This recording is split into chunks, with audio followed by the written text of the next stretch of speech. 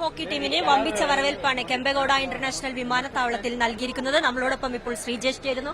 ശ്രീജേഷ്, എത്രത്തോളം സമ്മർദ്ദം നിറഞ്ഞതായിരുന്നു മത്സരം?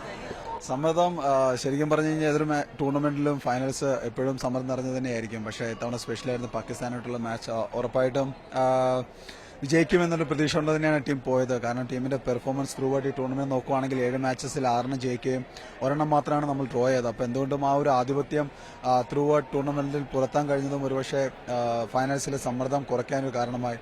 പിന്നെ പ്ലേയേഴ്സ് ആ ഒരു സിറ്റുവേഷൻ അനുസരിച്ച് ഉയർന്ന് പെർഫോം ചെയ്തതും ടീമിനൊരു പ്ലസ് പോയിന്റ് ആണ്.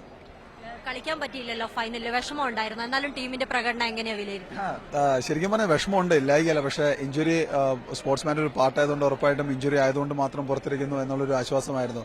പിന്നെ എപ്പോഴും ഒരു ക്യാപ്റ്റൻ നിലയിൽ ടീമിനെ ഫൈനലിൽ എത്തിക്കുക എന്നുള്ളതായിരുന്നു കടമ. ഉറപ്പായിട്ടും കൊറിയയായിട്ടുള്ള സെമി ഫൈനൽസിൽ നന്നായി കളിക്കാൻ പറ്റി. പെനാൽറ്റി ഷൂട്ടൗട്ടിലാണ് വിൻ ചെയ്തത്. അതും ഒരു കണക്കിന് എന്താ പറയുന്നത്, ഫൈനലിൽ കളിക്കാൻ പറ്റാത്തതിന്റെ വിഷമം ഒരു പരിധി വരെ കുറയ്ക്കാൻ വളരെയധികം സഹായകരമായി.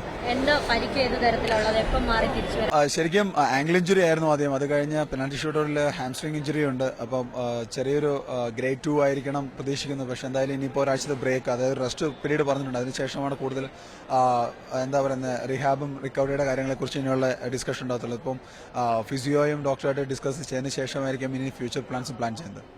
അടുത്ത ലക്ഷ്യം ഏതാണ് മത്സരം?